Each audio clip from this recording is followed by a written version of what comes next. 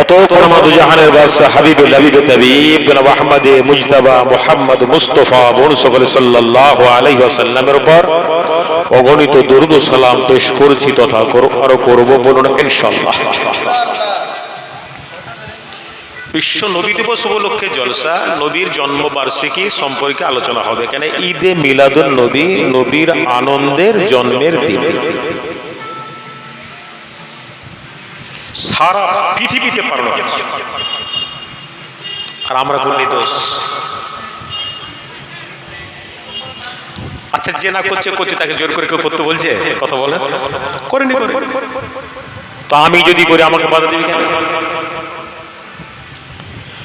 আমরা নবীর ভালোবাসা, নবীকে ভালোবাসি, নবীকে সবাই ভালোবাসে, ভালোবাসার মধ্যে পার্থক্য আছে। আবার সাহাবীরা নবীকে নিজের জানের থেকে বেশি ভালোবাসছে। আমরা পেরেছি? আমরা পারি। নবীর আগমনের মাস রবিউল আউয়াল মাসের 12 তারিখ সোমবার শুভে সাদেকে নবী দুনিয়ায় এসেছিলেন। আল্লাহ পাক অন্ধকার যুগকে দূর করে দিয়ে আলোয় আলোকিত করে দিয়েছিলেন। একবার জোরে বলেন। তাহলে সেই নবীর আসার, সেই নবীর জন্ম বৃত্তান্ত সম্পর্কে আলোচনা হবে, তো খুশির কথা, ঠিক না? তবে আল্লাহর নবীর জীবনী আমাদের শুনতে আর কারো বাকি নাই। এমন কোন মুসলমান নাই যে নবীর জীবনে শুনিনি, আর শুনতেও থাকবো যতদিন আল্লাহ হায়াতে রাখবে। রাসূল মায়ের গর্ভে পিতা আব্দুল্লাহ রাদিয়াল্লাহু তাআলা আনহু বিদায় নিলেন। 6 বছর বয়স রাসূলের মা মারা গেল। আল্লাহ পাক আমার নবীকে এতিম এসির বানিয়ে দিলেন, বাফারা মাহারা হয়ে গেল। 6 বছর বয়স। 8 বছর বয়স রাসূলের দাদা আব্দুল মুত্তালিব বিদায় নিয়ে চলে গেলেন। 8 বছর থেকে রাসূলকে লালন পালন করে দীর্ঘ 25টা বছর লালন পালন করলেন চাচা আবু তালিব। এই 25টা বছর রাসূলুল্লাহর বয়স, আবু তালেব কোনোদিন কোনো কথা মুহাম্মদ সাল্লাল্লাহু আলাইহি ওয়াসাল্লামকে বলেনি, নিজের জানের চেয়েও ভালোবাসতো। আবু তালেব ছিল রাসূলুল্লাহ আপন চাচা, শেরে খোদা আলী রাদিয়াল্লাহু তাআলা আব্বা। 25 বছর যখন হয়ে গেল, মনে মনে ভাবছে ছেলেটাকে একটা কাজের ব্যবস্থা করে কোথায় করব। তখন মক্কা শরীফের জমিনে সবচেয়ে ধনাঢ্য মহিলা ছিল হায়রাতে খাদিজাতুল কুবরা রাদিয়াল্লাহু তাআলা আনহা।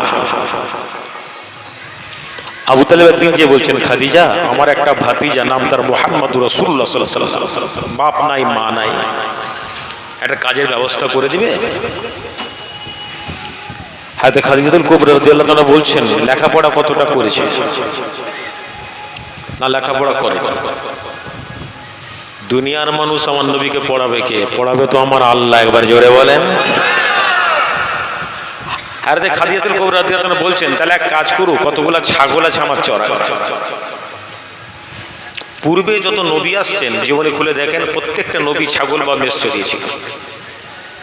আমার নবী খাদিজা ছাগল চড়াতে গেলেন মাঠে, কিন্তু মুহাম্মদ সাল্লাল্লাহু আলাইহি ওয়াসাল্লামকে হায়রাতে খাদিজাতুল কুবরা রাদিয়াল্লাহু দেখে কেমন ছেলে। ভাই আমার, একদিন দেখা গেল আম্মাজান খাদিজাতুল কুবরা রাদিয়াল্লাহু তাআলা আনহা আস্তে করে বাড়ির ছাদের মধ্যে উঠলেন।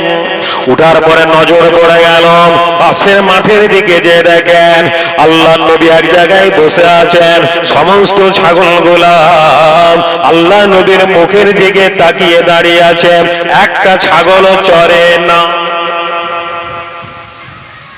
আম্মাজান দেখছি কি ব্যাপার, গোল হয়ে ছাগল, মুহাম্মদ সাল্লাল্লাহু আলাইহি ওয়াসাল্লাম বসে আছেন, এই ছেলেটাই তাহলে কি মুহাম্মদ সাল্লাল্লাহু আলাইহি ওয়াসাল্লাম? হঠাৎ করে দেখছে একটা ছায়া, ওই ছায়াতে নবীর বসে আছেন, ছাগলগুলো আশ্রয় দিয়েছে। তিনি ভাবলেন কিসের ছায়া? ওই সময় আম্মাজান খাদিজাতুল কুবরা রাদিয়াল্লাহু তাআলা আনহা বলেন, ও দুনিয়ার মানুষেরা না দাঁড়াম, আমি ওই সময় লক্ষ্য করে দেখলাম আল্লাহর এক টুকরা আসমানের মেঘ আল্লাহর নবীর মাথাটাকে ছায়া করে রেখেছে। অবাক হয়ে গেল, আমি কাকে ছাগল চড়াতে দিয়েছি? সর্বনাশ, এটা কোটা কোটা। মুহাম্মদ সাল্লাল্লাহু আলাইহি ওয়াসাল্লাম এসেছেন, হযরত খাদিজাতুল কুবরা রাদিয়াল্লাহু তাআলা বলছেন, মুহাম্মদ সাল্লাল্লাহু আলাইহি ওয়াসাল্লাম, আপনাকে আর ছাগল চড়াতে হবে। চাকরি থেকে বাদ দিচ্ছেন? বলে বাদ কি দেব, আমার লক্ষ লক্ষ টাকার ব্যবসা বাণিজ্য আছে, ইয়ামেন সিরিয়া সব ব্যবসায় যায়। বলে হ্যাঁ জানি তো। না, আপনি তাদের সঙ্গে যান। আমি যে কি করবো? না, আপনি যান, আপনার খালি তাদের সঙ্গে যাওয়া আসা কাজ, আর কিছু না। রাসূল যেখানে যেতেন সেখান থেকে অগণিত লাভ করে ফিরে আসতেন। একবার জোরে বলেন। পাগল তো পাগল, একদমই পাগল। আল্লাহ কি ছেলে, তো সাধারণ ছেলে নয়। একদিন আল্লাহ নবী বিশ্বনবী রাহমাতুল লিল আলামিনকে ডেকে বললেন, আম্মা জান খাদিজা, ও মুহাম্মদুর রাসূলুল্লাহ সাল্লাল্লাহু আলাইহি ওয়াসাল্লাম, আমি আপনাকে বিয়ে করতে চাই। আল্লাহর নবীর বয়স 25, আম্মা জানের বয়স 40। একটা বিধবা বয়স্ক মহিলাকে রাসূলুল্লাহ বিয়ে করবেন। আল্লাহ নবী বলছেন, আপনি আমাকে কি দেখে বিয়ে করতে চাচ্ছেন? আমি তো এতিম এসির, আমার টাকা পয়সা নাই, ধন দৌলত নাই, আপনি তো কোটি কোটি টাকার মালিক। বলে আমি তো ধন দৌলত দেখতে চাইনি, আমি দেখতে পেয়েছি এটাই তো মুহাম্মদুর রাসূলুল্লাহ সাল্লাল্লাহু আলাইহি ওয়াসাল্লাম। বাজরে বলে। রাসূল মাথাটা হ্যাট করে বলছে, আমার চাচা আবু তালেব তো আছে, যার কাছে খেয়ে লালন পালন বড় হলাম। চাচা কি বলে দেখি। চাচা যান। কি বাবা? না, হযরত খাদিজাতুল কুবরা রাদিয়াল্লাহু তাআলা আমাকে বিবাহ করতে চাই। ওই সময় আবু তালেব বলেছিল, না না না না, এই বিয়ে তোমার হবে না, হবে না, হবে না। কেন হবে না? হযরত আবু তালেব বললেন, মুহাম্মদ সাল্লাল্লাহু আলাইহি ওয়াসাল্লাম, আমি আরবের সুন্দরী সুন্দরী যুবতী মেয়ে দেখে তোমার বিয়ে দেব, একটা বয়স্কা বিধবা মেয়ের সঙ্গে আমি তোমার বিয়ে দেব না। খাদিজার পূর্বে দুটো বিয়ে হয়েছিল, সন্তান আছে, এই বিয়ে হবে। ঠিক আছে। কিছুক্ষণ পর হযরত আবু তালেব বললেন, মুহাম্মদুর রাসূলুল্লাহ সাল্লাল্লাহু আলাইহি ওয়াসাল্লাম, না না না, আমি আবু তালেব বলে দিলাম, এই বিয়ে তোমার খাদিজার সঙ্গে হবে। বলে, এই মুহাম্মদ, আমি আবু তালেব দেখছি এই মক্কার লোকের একদিন তোমার দুশমন হয়ে যাবে বাবা। যেই দিন তোমার আপন বলতে কেউ থাকবে না, থাকবে না। আমি বলে দিলাম, তুমি খাদিজাকে বিয়ে করে নাও। চাচা জান, আপনি মুরব্বী, আপনি আমার আব্বা, বাপ তো নাই, চাচা তো যা বলবেন। হযরত আবু তালেব খুব নিজে খুতবা দিলেন, 440 দিরহাম দিয়ে মোহরান আদায় হয়ে বিবাহ। আল্লাহ নবীর বয়স 25, আম্মা জানের 40। সুখে সংসার হচ্ছে। 35 বছর বয়স যখন রাসূলুল্লাহর হয়ে গেল, আল্লাহ নবী নির্জন গুহায়, হেরা পর্বতের গুহায় আল্লাহর দেনে মশগুল হয়ে থাকলেন। তখন নামাজও আসেনি আর রোজাও আসেনি। রাসূল সব সময় আল্লাহ জিকির আজকার করতেন গারে হেরা পর্বতের গুহায়। আর এদিকে প্রতিদিন আম্মা জান খাদিজাতুল কুবরা রাদিয়াল্লাহু তাআলা আনহা রাসূলুল্লাহর খাবার মাথায় করে করে নিয়ে যে হেরা পর্বতে উঠে রাসূলকে খাইয়ে আসতেন। প্রতিদিনই খাওয়াতেন। ভাইদের আম্মা জান খাদিজাতুল কুবরা রাদিয়াল্লাহু তাআলা আনহা কি করলেন? আল্লাহ নবীর খাবারটা মাথায় করে নিয়ে ঘেরা পর্বতে উঠতে লেগেছেন। হঠাৎ করে দেখা যায় আম্মা জানের পাটা পিছলে গেল। আম্মা জান পাহাড় থেকে গড়িয়ে গড়িয়ে পড়তে লাগলাম। আম্মা জানের তামাম শরীরে রক্ত বেরিয়ে গেল। আম্মা জান ওই সময় বলেছিল, ও পাহাড়ের মাটি, না না না, আমার গায়ের সমস্ত রক্ত যদি নিয়ে নিতে পারিস তবে শুনেলে আমি আমার নবীর খাবার আমি খাদিজা মাথা থেকে ফেলব না। রক্তাক্ত হয়ে গেছে, খসটানো হয়ে রাসূলের খাবারটা ঠিক এবার ধরে আজ ফেলে। এই দৃশ্য দেখে আমার আল্লাহ থাকতে পারেন। আল্লাহ বলছেন, জিবরাইল, আল্লাহ আমার নবীর কাছে যাও, যে না আজকে আমি আল্লাহ খাদিজার উপরে এত খুশি হয়ে গেছি, আমি স্বয়ং আমি আল্লাহ আমার খাদিজাকে সালাম দিয়ে পাঠালাম। একবার জোরে বলেন। জিবরাইল সাল্লাম বলছেন, ইয়া রাসূলুল্লাহ, একবার গুহা থেকে বেরিয়ে আসেন। কেন আসেন না একবার? ওই দেখেন কি আসছে, খাদিজা আসছে, প্রতিদিন তো আসে, কেন জিবরাইল? না ইয়া রাসূলুল্লাহ ইয়া হাবিবাল্লাহ হুজুর, না না না, আপনার খাদিজার উপরে আমার আল্লাহ এত খুশি হয়ে গেছেন, আল্লাহ আপনার খাদিজাকে সালাম দিয়েছেন। ইয়া রাসূলুল্লাহ, আমিও জিবরাইল খাদিজাকে সালাম দিলাম। আল্লাহর নবীর কাছে যখন আম্মা জান এসে হাজির হলেন, নবী আমার বললেন, খাদিজা তুমি কত বড় ভাগ্যবান। বলে কেন? বলে আল্লাহ তোমার উপরে খুশি হয়ে তোমাকে সালাম দিয়েছেন। আম্মা জান খাদিজা বলে, না না না ইয়া রাসূলুল্লাহ ইয়া হাবিবাল্লাহ হুজুর, আল্লাহ আমাকে সালাম দিয়েছেন, আল্লাহর সালামের উত্তর কিভাবে দেব এটা আমার জানা নাই, আপনি বরং আমার হয়ে আল্লাহর সালামের উত্তর দিয়ে দেন। রাসূল বললেন, জিবরাইল সালাম দিয়েছে। বলে জিবরাইলের জন্য রইল ওয়া আলাইকুমুস সালাম।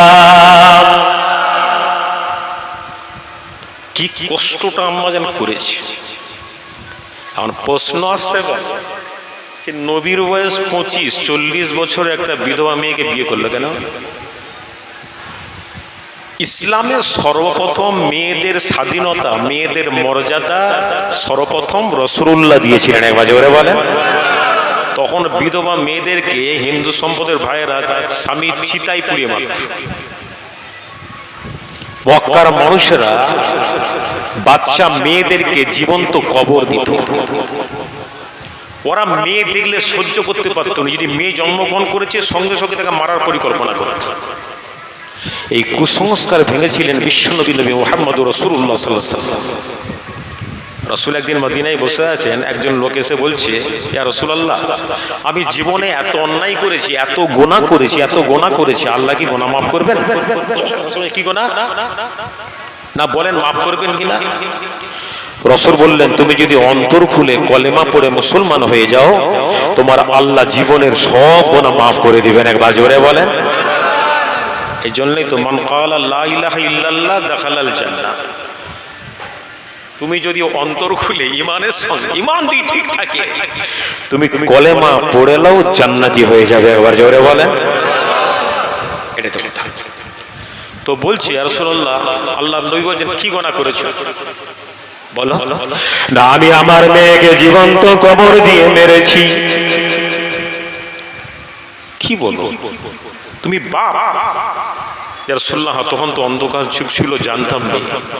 ইয়া রাসূলুল্লাহ, আমার বিবির পেটে যখন বাচ্চা, ঠিক বাচ্চা প্রসব হবে এমন সময় বিবিকে বললাম, বিবি আমি ইয়ামেনে ব্যবসা করতে যাচ্ছি, হয়তো 1 বছর নাও আসতে পারে, তবে ওসিয়ত করে গেলাম যদি পুত্র সন্তান হয় বাঁচিয়ে রাখবি, মেয়ে হলে মেরে দিবি। চলে গেছে। আল্লাহ দিয়েছেন একটা ফুটফুটে কি সুন্দর একটা মেয়ে ছিল। মা কি করেছে? স্বামীর ভয়ে তার মায়ের কাছে পাঠিয়ে দিয়েছে। নানি লুকিয়ে লুকিয়ে একটু লালন পালন করেছে। 4-5 বছর বয়স। স্বামী জানে আমার বিবির মনে হয় মেয়ে হয়েছিল, তাই কবর দিয়ে দিয়েছে, কোনো খোঁজই রাখেনি। একদিন বাচ্চাটাকে নিয়ে এসে বলছেন, স্বামী বাচ্চাটা দেখেন। আরে কি সুন্দর বাচ্চা তো। কার? না ওই বাচ্চাটা হলো আপনার। আমার? ইয়া রাসূলুল্লাহ ইয়া হাবিবাল্লাহ হুজুরের নাম। ওই সময় আমার মাথায় পাহাড় যেন বল ভেঙে পড়লাম। এই বাচ্চাকে তো দুনিয়া জমিনে বাঁচিয়ে রাখা যাবে না। আমি আমার বিবিকে কিছু বুঝতে দিলাম না। ও বিবি, আমার বাচ্চাকে সুন্দর করে জামা পরিয়ে দাও, মাথা ঝেড়ে দাও, আমি আমার বাচ্চাকে নিয়ে মেলা দেখতে যাব। পাপ তো। মা মনে মনে ভাবছে, যাক আমার স্বামী মনে হয় মেনে নিয়েছে। বাচ্চাকে কাপড় পরাচ্ছে, বাচ্চা আমি এত সুন্দর দেখতাম, মা কোথায় যাব? তোমার আব্বা তোমাকে মেলা দেখতে নিয়ে যাবে, কত কি কিনা দেবে, কত কি কিনবে, কত দোকান আছে দেখবে, তাই মা সুন্দর জামা পরিয়ে দিয়েছে, মাথা বেঁধে দিয়েছে, বাপের হাতটা ধরেছে। যাচ্ছে, যেতে যেতে যেতে যেতে এমন সময় মরুভূমির উপর দিয়ে যাচ্ছে। ওই সময় ছোট্ট বাচ্চা মেয়ে বললাম বাজার নাম আর কত দূরে নিয়ে যাবেন বলে মার একটু চল, যেখানে কোথায় কিছু নাই, গাছপালা নাই, মরুভূমি। ওই সময় বাচ্চাটাকে দাঁড় করিয়ে দিয়ে কি করলাম, আস্তে আস্তে বালিগুলা খুলতে লাগলাম। বাচ্চা মেয়ে হাসতে হাসতে বললাম আব্বা জান, বুঝেছি বুঝেছি বুঝেছি, আপনি মনে হয় আমার সঙ্গে লুকাচুরি খেলবেন। কত খুলছে ওই সময়ে মেয়ে মনে মনে একবারও ভাবে না আমার বাবা মাকে জানে মেরে ফেলবেন। বাচ্চা মনে ভাবছে মনে হয় আব্বা লুকাচুরি খেলবেন, আব্বা জানো আর কত গর্ত খুলবেন। যখন বাপ দেখলো মেয়ের সমান গর্ত খোলা হয়ে গেছে, হাতটা ধরেছে নামাচ্ছে। বাচ্চা হাসতে হাসতে বলছে আব্বা আগে আমি লুকাবো। নিষ্ঠুর দাহিয়াতুল কালবি রাদিয়াল্লাহু তাআলা আনহু ওই সময় কিছু বুঝতে দেয় না। বাচ্চা নেমে পড়ল, আব্বা কেন নামালেন। নিষ্ঠুর পাপ কি করলো, আস্তে আস্তে করে মাটিগুলা ফেলতে লাগলো। বাচ্চার হাঁটু পর্যন্ত হয়ে গেল, বাচ্চার হিলা নড়াচড়া করতে পারে না। নিষ্ঠুর পাপ আবার মাটিগুলা ফেলতে লাগলো, কবর পর্যন্ত যখন হয়ে গেল, এমন সময় বাচ্চা চিৎকার মেরে বললেন আব্বা আমার শ্বাস প্রশ্বাস নিতে কষ্ট হয়, আব্বা আমি হিলা নড়াচড়া করতে পারি না, আব্বা মনে হয় আমি মরে যাব। নিষ্ঠুর পাপ আবার মাটি ফেলে ফেলে এই ছাতি পর্যন্ত যখন হয়ে গেল, ওই সময় বাচ্চারা বুঝতে বাকি রইল না আমার বাপ আমাকে জীবন্ত কবর দিবে। ওই সময় চিৎকার মেরে বলল আব্বা না, আব্বা জান আপনি আমাকে ছেড়ে দেন, ছেড়ে দেন, আব্বা মারবেন না, মারবেন না, আব্বা ওয়াদা দিলাম আপনি আমাকে এখান থেকে তুলে দিন, আমি জীবনে কোনোদিন আপনাকে আব্বা বলে ডাকবো না। নিষ্ঠুর দাহিয়াতুল কালবি কি করলেন, বাচ্চাকে ওই মুহূর্তে জীবন্ত কবর দিয়ে দিল। বাচ্চা চিৎকার মেরে মেরে কবরের ভিতরে চলে গেল। ইয়া রাসূলুল্লাহ, ইয়া হাবিবাল্লাহ, হুজুর আমি এত বড় অন্যায় করেছি, ভুল করেছি, আল্লাহ কি মাফ করবেন না? বিশ্বনবী রাহমাতুল লিল আলামিন ওই সময় নবীর চোখ দিয়ে পানি বেরিয়ে গেল না। এই দাহিয়া তুমি এত বড় কাজ কেমন করে করলে, তুমি কেমন বাপ, কেমন বাপ, কেমন বাপ। দাহিয়াতুল কালবি রাদিয়াল্লাহু তাআলা আনহু বলেছিলেন ইয়া রাসূলুল্লাহ আমি তো অন্ধকারের যুগের মানুষ, মেয়ে যে এত সুন্দর, মেয়ের মর্যাদা এত আমি আগে জানতাম না। আল্লাহ নবী বললেন যাও যাও যাও, খাঁটি দিয়ে তওবা করো আর কলেমা পড়ে নাও, আমি রাসূলুল্লাহ বলে দিলাম তোমার জিন্দেগির গুনাহ আমার আল্লাহ মাফ করে দেবেন। আরেকটু জোরে হবে না সুবহানাল্লাহ? আরেকটু জোরে হবে না সুবহানাল্লাহ? নারে তাকবীর! কি যুগ ছিল! এই কুসংস্কার ভেঙেছিল বিশ্ব নবী নবী মুহাম্মদুর রাসূলুল্লাহ সাল্লাল্লাহু আলাইহি ওয়াসাল্লাম। একটা বিধবা মেয়েকে বিয়ে করলেন। শুধু বিধবা নয়, আল্লাহর নবী আম্মা জান আয়েশাকে বিয়ে করেছিলেন মাত্র 7 কি 8 কি মতান্তরে 9 বছর বয়স। ওইদিকে আসছে রাসূল গারে হেরা পর্বতে আম্মা জান খাবার নিয়ে যান, রাসূল খায়, হতে হতে 5 বছর কেটে গেল। আল্লাহ পাক নবীকে নবী বলে ঘোষণা করলেন। নবী তো আগে থেকেই নবী, জন্মের পর থেকে নবী, আদম নবীর আগে নবী। আল্লাহ বলছেন জিবরাইল আমার নবীকে আমি আল্লাহ আমার কালাম দেব, কোরআন শরীফ দেব, যাও চলে যাও। শুধু নবী তো নবী বলে ঘোষণা দিচ্ছি, তার সঙ্গে আমি আল্লাহর কালাম দিচ্ছি। এই জন্য দুনিয়াতে যত নবী এসেছেন প্রত্যেক নবীর কাজ ছিল প্রথম কাজ কলেমার দাওয়াত দেয়া, আর দ্বিতীয় কাজ ছিল আল্লাহর কালাম পড়ে পড়ে মানুষের কাছে শোনানো। একবার জোরে বলেন জিবরাইল যাও।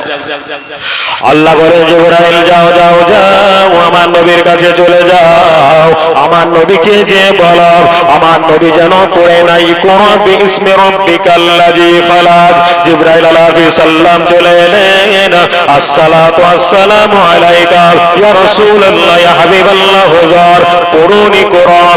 আল্লাহ নবী বলেন জিবরাইল না না, আমি রাসূলুল্লাহ পড়া জানি না। এই যারা বলে নবী উম্মি নবী, নবী মূর্খ নবী, একবার নাউজুবিল্লাহ বলবেন না? পরে নবী তো পড়াশোনা লেখাপড়া কি জানতো না। নবীর ওস্তাদ পৃথিবীর জমিনে কেউ হবে? তাহলে সে তো বলবো আমার কাছে পড়ে নবী হয়েছে। নবীকে পড়াচ্ছেন আল্লাহ। কেমন করে?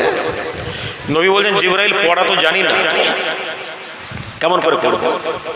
না পড়ো। আরে জিবরাইল পড়তে জাননি তো পড়বো কেমন করে? পড়া তো জানি না। ওই সময় জিবরাইল আলাইহিস সালাম বললেন, ইয়া রাসূলুল্লাহ, ইয়া হাবিবাল্লাহ, হুজুর, আল্লাহর নামে পড়ো, প্রভুর নামে পড়ো। তখন বলছে পড়া যায়। যখন বলছে আল্লাহর নামে পড়ুন, প্রভুর নামে পড়ুন, সঙ্গে সঙ্গে আল্লাহ নবী বললেন, কি পড়বো জিবরাইল? জিবরাইল কোরআনের আয়াতগুলা পড়তে লাগলেন। আল্লাহর নবী কোরআনের আয়াতগুলা মুখস্থ করতে লাগলেন। নবী আমার এত তাড়াহুড়া করতে লাগলেন, আমার আল্লাহর মায়া লেগে গেল। আল্লাহ বলেন, হাবিব, আপনি তাড়াহুড়া করবেন না, করবেন না। তামাম 30 পারা কোরআন শরীফ নাজিল করার দায়িত্ব আপনার সিনার উপরে স্বয়ং আমি আল্লাহ। ব্যাস। এই নবী চলে যান, মক্কার চলে যান। কি করবো আল্লাহ? মানুষকে যে বলুন লা ইলাহা ইল্লাল্লাহ মুহাম্মাদুর রাসূলুল্লাহ সাল্লাল্লাহু আলাইহি ওয়াসাল্লাম, কলেমার দাওয়াত দেন। রাসূল এসে বললেন, এই মক্কার মানুষেরা তোমরা পড়ো লা ইলাহা ইল্লাল্লাহ মুহাম্মাদুর রাসূলুল্লাহ সাল্লাল্লাহু আলাইহি ওয়াসাল্লাম। বহু ঘটনা এই ওয়াজ আমি করে গেছি, খালি মেন পয়েন্টগুলো বলছি।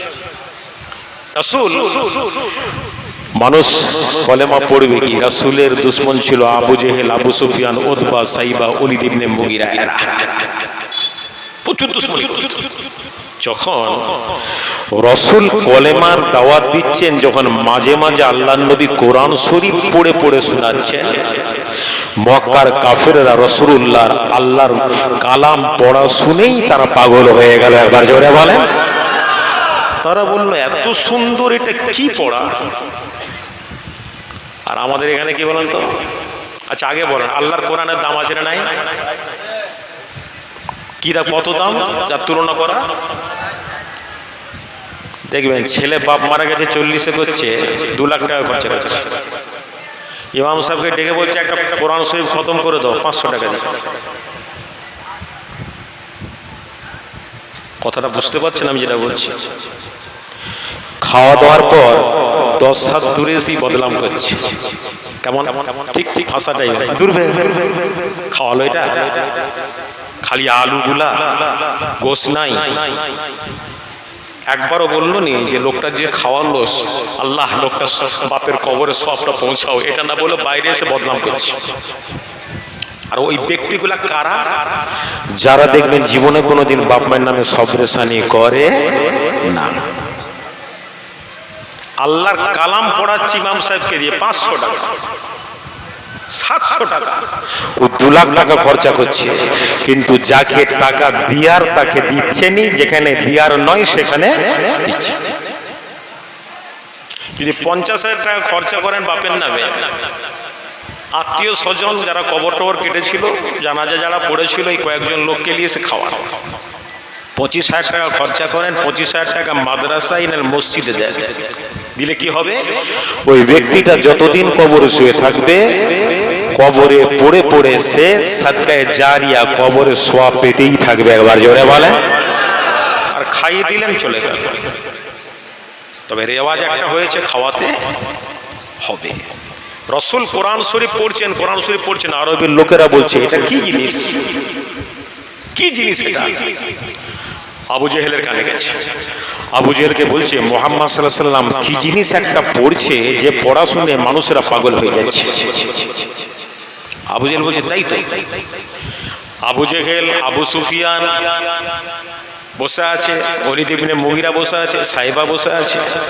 হঠাৎ করে উতবা বলে একজন, ও ছিল এক নেতা, ও দেখছে কাবা ঘরের সামনে থেকে দৌড়ে দৌড়ে দৌড়ে দৌড়ে আবু জেহেলের এখানে আসছে।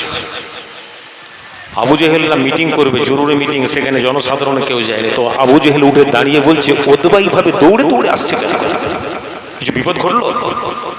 উতবা খুব জ্ঞানী লোক ছিল, এসে দাঁড়িয়ে গেছে, কি খবর? এত দৌড়ে দৌড়ে কেন? বলে একটা কথা বলার জন্য এসেছি। কি কথা বলার জন্য বলো?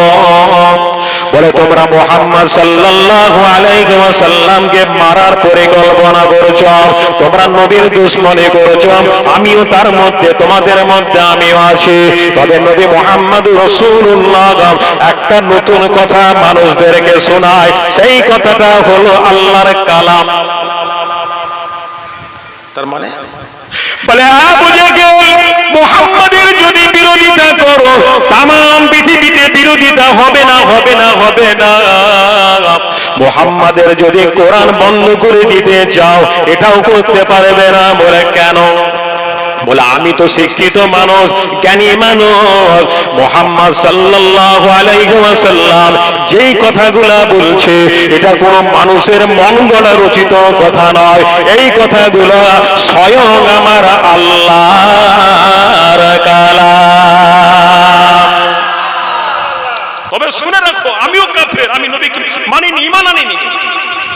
তবে কোরআনের যত বিরোধিতা করো না কেন, আমি বলে গেলাম নবীর মারফত তামাম পৃথিবীতে আল্লাহ কোরআন প্রতিষ্ঠিত করে দিবে। একবার জোরে বলে। আবু জেহেল বলছে ঘুষ টুস মুহাম্মদ সাল্লাল্লাহু আলাইহি ওয়াসাল্লাম দিছিল নাকি?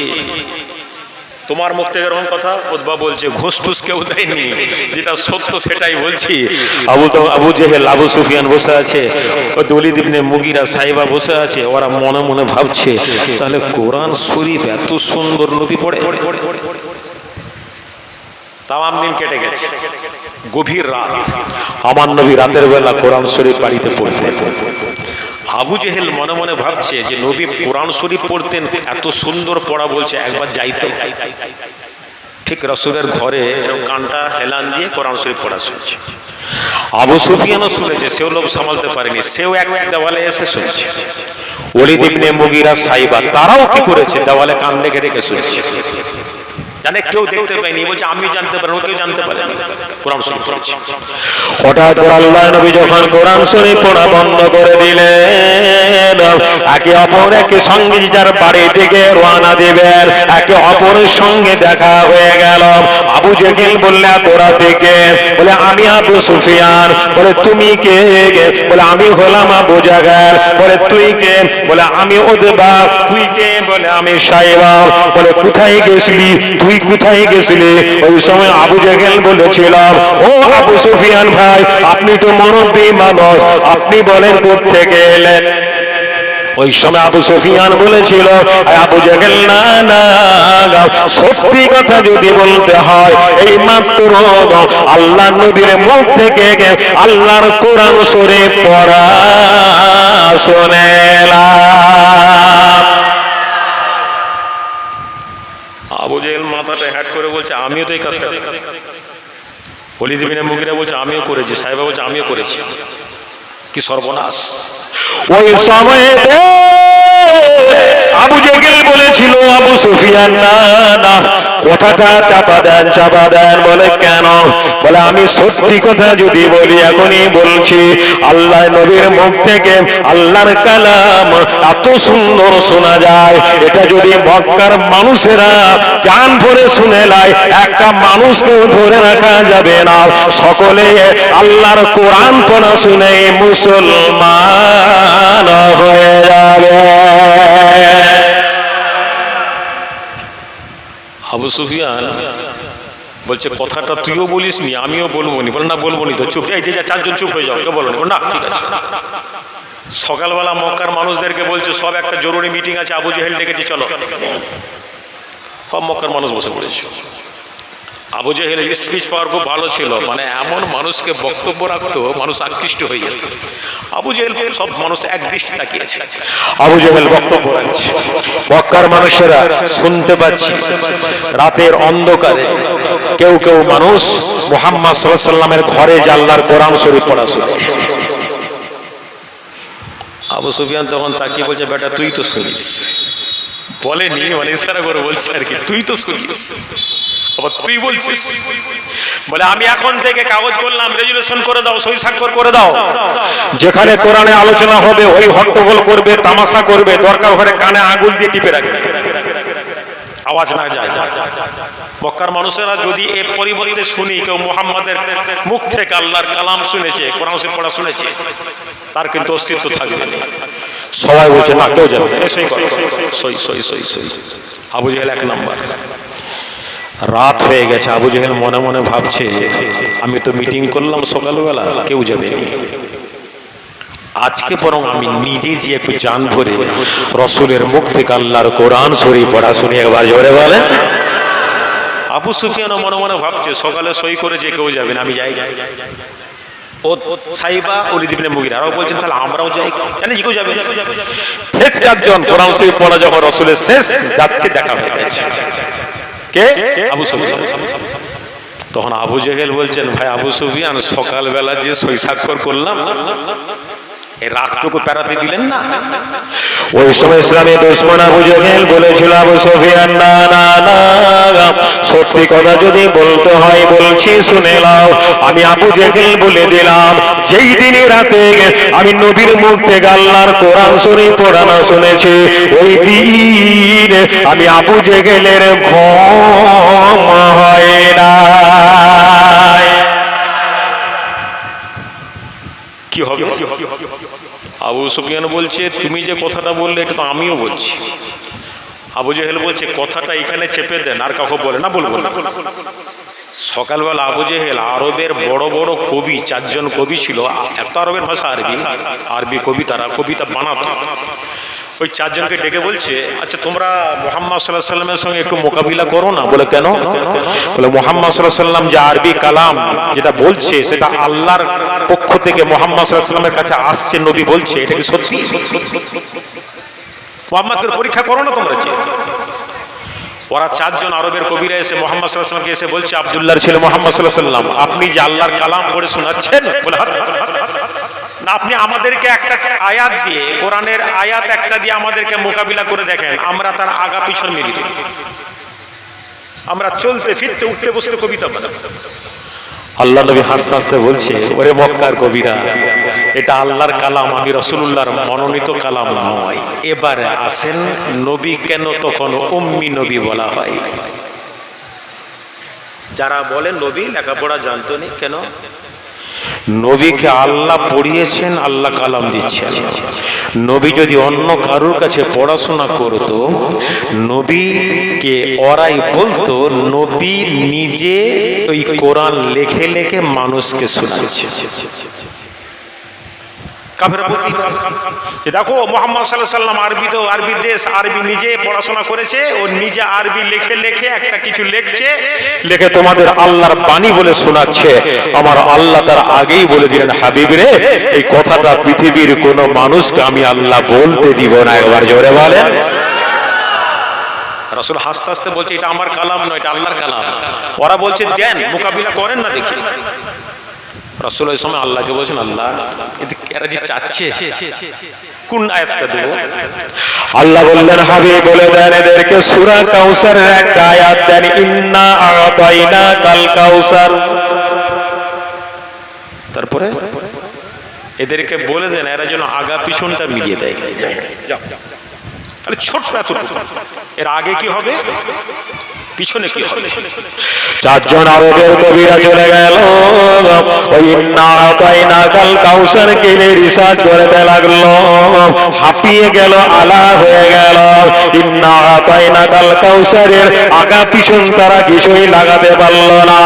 এক কবি অপর কবিকে বলেন, কেমন কবি হলাম রে, মুহাম্মদ সাল্লাল্লাহু আলাইহি ওয়াসাল্লামের একটা ছোট্ট আরবি ইবারতের আগা পিছন লাগাতে পারলাম না। তবে চল চল চল আল্লাহর নবীর কাছে যে দিয়ে আসে। আল্লাহ নবীকে সে বললেন, ইয়া রাসূলুল্লাহ,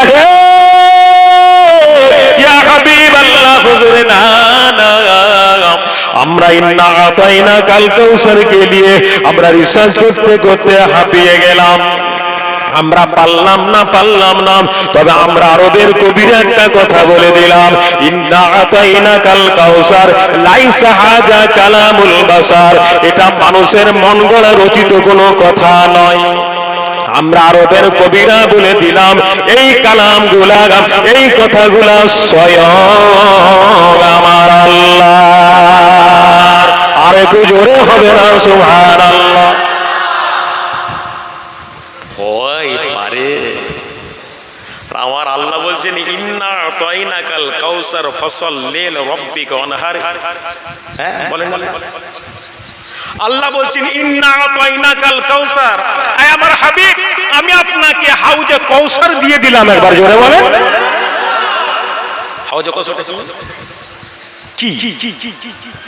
যখন কিয়ামতের দিনে ফয়সালা হয়ে যাবে, জান্নাতে যাবে, আমার নবী যখন মেরাজে গেছিলেন, মেরাজে যাওয়ার পর আল্লাহ নবীকে জিবরাইল আলাইহিস সালাম সবকিছু ঘুরে ঘুরে দেখাচ্ছে, ইয়া রাসূল এটা জান্নাত, এই দেখেন কত বড় জান্নাত, ইয়া রাসূলুল্লাহ এটা ওই জাহান্নাম, ইয়া রাসূলুল্লাহ এটা অমুক ঢাকাতে রাসূলকে দেখছি একটা সুন্দর ঘর, একটা সুন্দর সাদা ঘর, কভার লাগানো, তালা মারা। আল্লাহ নবী বলেন জিবরাইল সব তো দেখালে, বলে দেখলাম তো, দেখ জিয়ার ভাই সব দেখলেন তো, না এই ঘরটা কি দেখবেন? দেখবো নি জিবরাইল? না যান। আল্লাহ বলছেন জিবরাইল দরজায় তালা, চাবি দাও। জিবরাইল আলাইহিস সালাম বললেন ইয়া রাসূলুল্লাহ বিসমিল্লাহির রহমানির রহিম বলে দরজায় তালায় হাত দেন। নবী আমার তালায় হাত দিল, তালাটা খুলে গেল। আল্লাহর নবী আস্তে করে ভিতরে যে দেখলেন 4 রকমের নদী এক জায়গায় প্রবাহিত হয়ে চলে যায়, তাই 4টা ঝর্ণা এক জায়গায় প্রবাহিত হয়ে চলে যায়। আল্লাহর নবী বলেন জিবরাইল এটা কি? জিবরাইল বললেন ইয়া রাসূলুল্লাহ এটা হলো হাউজে কাউসার। এটা কি হবে? বলে হাবিব কাল কিয়ামতের দিনে আপনার উম্মতেরা যখন পানি পানি পানি বলে চিল্লাবে, ওই সময় ওই হাউজে কাউসারের 1 ঘট পানি যদি আপনার উম্মতকে পান করিয়ে দেয়া যায়, আমি জিবরাইল যতটুকু জানি আপনার ওই উম্মতের 40,000 বছর পর জীবনে কোনোদিন 40,000 বছর পর্যন্ত জীবনে কোনোদিন পিপাসা লাগবে না। রসুল হাউজে কাউসার দেখে সব সামালতে পারেনি। সাহাবীরা তোমরা খালি বিসমিল্লাহর প্রতি আমল করবে, ভালো কাজে বিসমিল্লাহ পড়বে, ভালো কাজে বিসমিল্লাহ পড়বে। আল্লাহ বলছেন জিবরাইল আমার নবীকে হাউজে কাউসার দেখিয়েছিলে? আল্লাহ দেখেছিলাম তো, তবে যাও। কেন আল্লাহ বলে তো হাবিবকে ইন্না আতাইনাকাল কাউসার, আমি আমার নবীকে হাউজে কাউসার দিয়ে দিলাম, তবে ফাসাল্লি লিরাব্বিক। শর্ত একটা, কি শর্ত? ফাসাল্লি লিরাব্বিক, নামাজ পড়তে হবে। অনহার কুরবানি, গরু কুরবানি নয়, আল্লাহর রাস্তায় নিজেকে পুরোপুরি কুরবান হয়ে যেতে হবে। আল্লাহ বলছেন নবী এই 2টো কাজ যদি আপনার উম্মতেরা করে আসে, আমি তাদেরকে কিয়ামতের দিনে হাউজে কাউসার থেকে বঞ্চিত করব না। একবার জোরে বলেন আছেন কোথায়? এটাই তো কথা। বিশ্বনবী নবী মুহাম্মদ রাসূলুল্লাহ সাল্লাল্লাহু আলাইহি ওয়াসাল্লাম যখন কোরআন মানুষকে পড়ে পড়ে শোনাচ্ছেন, এদিকে আবু জেহেল রাসূলুল্লাহর দুশমন করে করে দুশমনি করে করে করে আলাদা হয়ে গেল, আর কিছু করতে পারেনি। আবু জেহেল মনে মনে ভাবছে মুহাম্মদকে জানে মেরে দাও, লোকেদেরকে বলছে জানে মেরে দাও, বলে মারতে তো আমরা তৈরি হয়ে আছি। তবে এখানে একটা কথা ভালো করে বুঝবেন, রসুল যেদিন নবী বলে ঘোষণা হলো, আল্লাহ নবীকে যেদিন আল্লাহ নবী বলে ঘোষণা করলেন, ওই দিন থেকে 13টা বছর রসুল মক্কা ছিলেন। 40 থেকে 53 এই 13টা বছরের জিন্দেগিকে রসুলের মাক্কি জীবন বলা হয়। 13টা বছর রসুল মক্কার জমিনে মার খেয়েছেন, মাথা ফাটিয়েছেন, রক্ত ঝরিয়েছেন, জেল খেটেছেন, অপমানিত হয়েছেন, অপদস্থ হয়েছেন। রসুল কারোর দিকে কোনো বদলা নেয় নাই। 13টা বছর পর 53 বছর পর যখন মদিনা শরীফ হিজরত করে গেলেন, 10 বছর রসুল হায়াতে ছিলেন। এই 10 বছরে রসুল অসংখ্য যুদ্ধ করেছেন ইসলামকে কায়েম করার জন্য। রসুল নিজে যুদ্ধের সেনাপতি হয়েছেন, কিন্তু মক্কা নগরে রসুল কাকেও কোনো কথা বলেন, রসুলকে মেরেছে, মার খেয়েছে। মেরেছে। একদিন আল্লাহ নবী বিশ্ব নবী রাহমাতুল লিল আলামিন নবী আমার কাবা ঘরের সামনে আবু বকর সিদ্দিক রাদিয়াল্লাহু তাআলা আনহুকে নিয়ে বসে আছেন। এইদিকে আবু জেহেলের লোকেরা দেখতে পেল আবু বকর মুহাম্মাদের সামনে বসে। অসুবিধা হচ্ছে নাকি? দোয়া করে দেবো? হ্যাঁ, করবো নে? সবাই শুনবে? যারা শুনবে না হাত তুলে দেখি।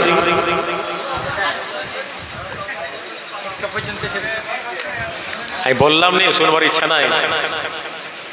ওই দেখুন ওই ভাই বসে আছে ওখানটা, তত্ত্ব বসে সব হাওয়া লাগছে, এই গানটায় বসলে গরম লাগবে, ওই জন্য ওখানে বসে আছে। ওরা বুঝতে পারছে নি এই জায়গায় বরকত আর ওই জায়গায়, যদি বরকতটা জানতো যার কি মর্তাবা কি পাবো, তাহলে ওখানে বসতো নি, রাস্তায় বসতো নি, ছেলেরা এখানে এসে বসতো। কেন? আমাদের খেয়াল করে কেন এখানে বসলে লাভ না লোকসান? কতটা লাভ? যতক্ষণ বসে থাকবো আল্লাহ পাক আমাদের সাগিরা গোনা মাফ করবেন, আমল নামাই সব লিখতেই থাকবেন ফেরেশতারা। একবার জোরে বলেন। তাহলে এটা হলো জান্নাতের বাগান। এটা কালকে এখানে বসলে কিছু পাবে না।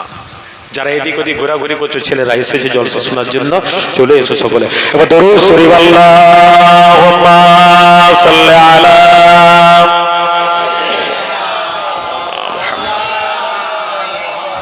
ওয়া আলা আলি।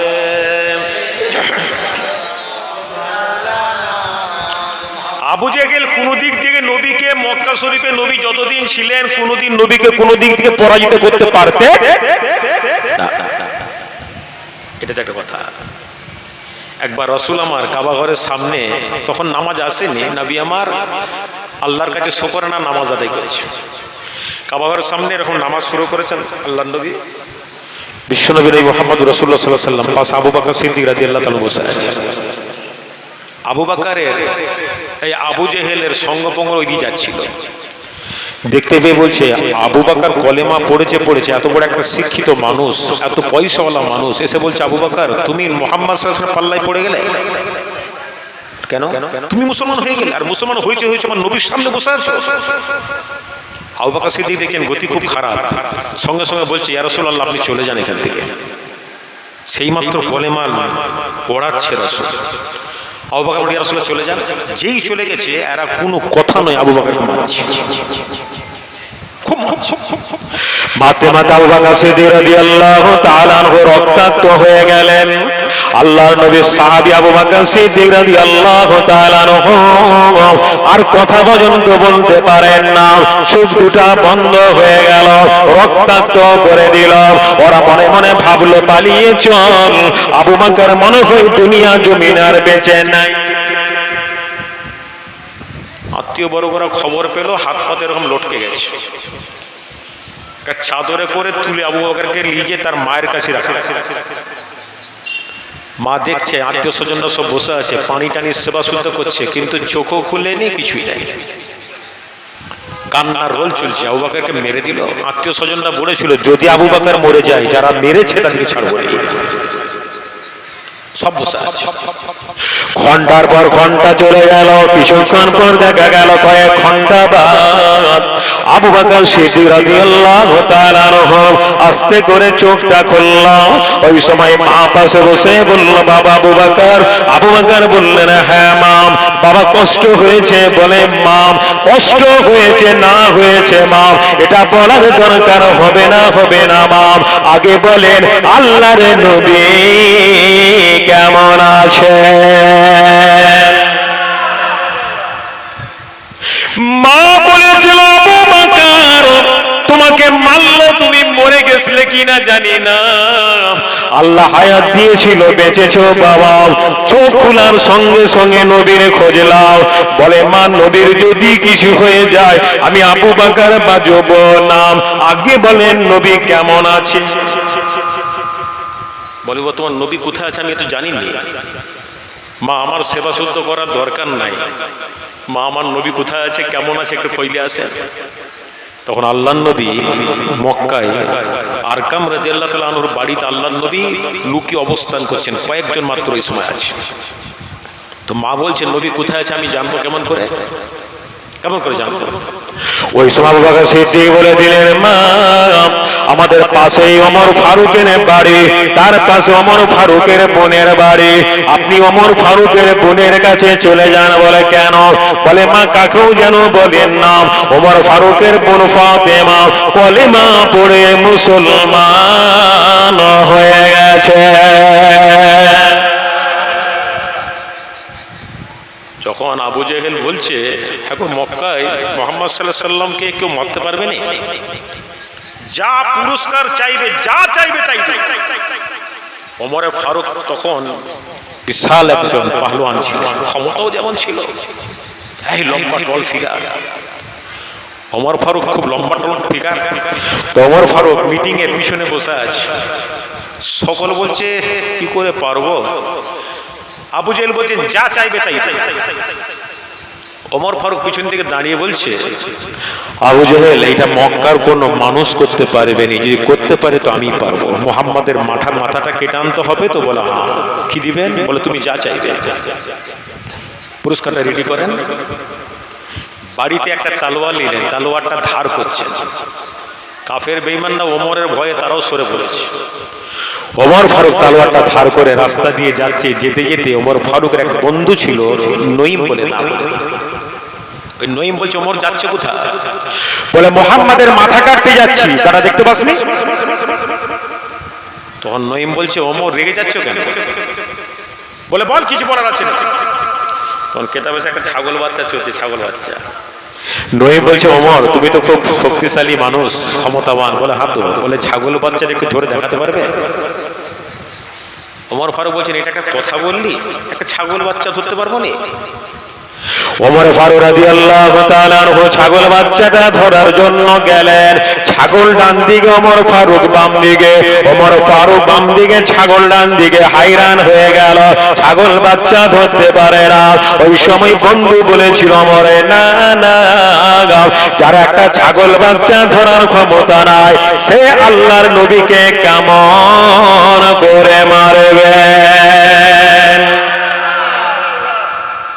তবে তুমি নবীকে মারার পথে যাওয়ার আগে একটা খবর শুনে নাও। কি খবর একবার বল? তো বলে তোমার বোন ফাতেমা, তোমার ভগ্নিপতি কলেমা পড়ে মুসলমান হয়ে গেছে। কি?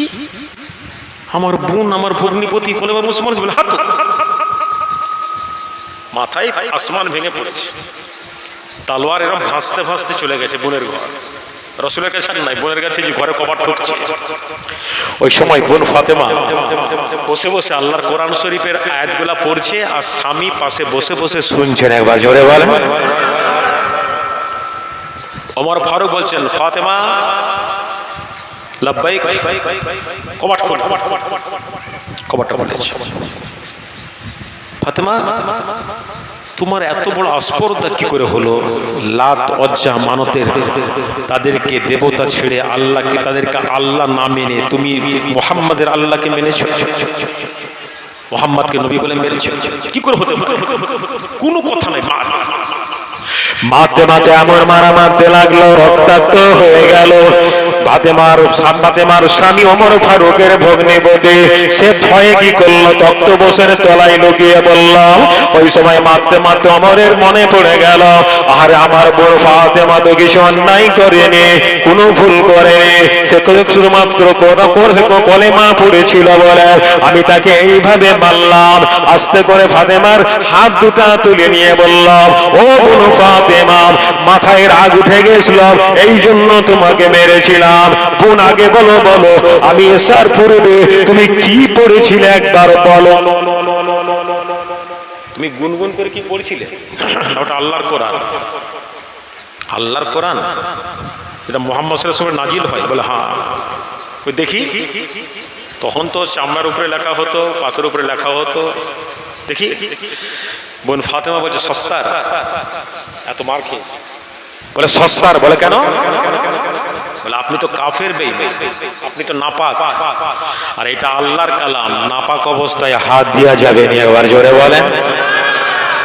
ওমর ফারুক বলছি এটা কি এমন জিনিস হাত দেওয়া যাবে না? একটা কাফের বেঈমানের হাতে আমি কোরআন তুলে দেবো, এটা হতে পারে? সঙ্গে সঙ্গে বড় ফারুক বললেন, তবে একটু পড়ে শোনাও, পড়ে শোনাও। ওই সময় বড় ফাতেমা কোরআনের আয়াতগুলা পড়তে লাগলেন। ওমর ফারুক রাদিয়াল্লাহু তাআলা আনহু সঙ্গে সঙ্গে পড়া শুনতে লাগলেন। শুনতে শুনতে দেখা গেল আমিনু বিল্লাহি ওয়া রাসূলিহিতে যখন পৌঁছালো, একমাত্র আল্লাহ তার রাসূলের অনুসরণ করো। ওমর ফারুক বললেন, বোন দাঁড়াও দাঁড়াও, আর পড়তে হবে না, হবে না, আমাকে এই মুহূর্তে আল্লাহর নবীর কাছে নিয়ে চলো। কেন চলো না, ফাতেমা দিকে তালোয়ারটা ছুঁড়ে ফেলে দিয়েছে। ওমর ফারুক বোন একদিকে, ভগ্নিপতি, তিনজন যাচ্ছে আর কামার রাদিয়াল্লাহু আনহু বাড়িতে।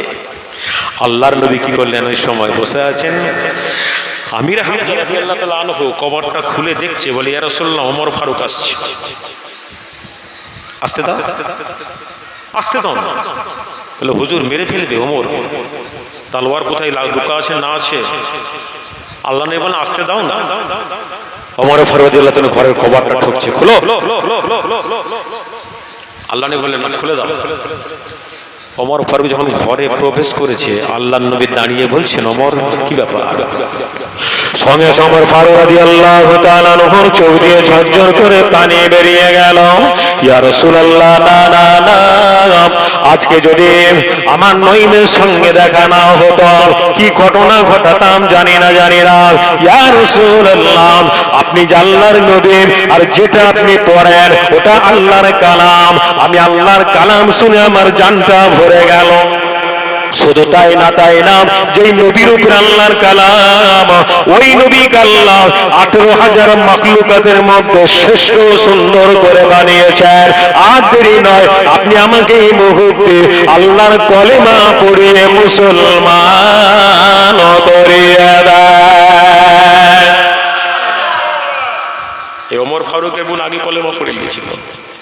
আবু বকর সিদ্দিক বলছেন, তুমি যাও ওমর ফারুকের বোনকে জিজ্ঞাসা করবে। ওমর ফারুকের বোনের কাছে যখন আবু বকর সিদ্দিকের মা গেছে, তখন কলেমা পড়ে না আবু বকরের মা।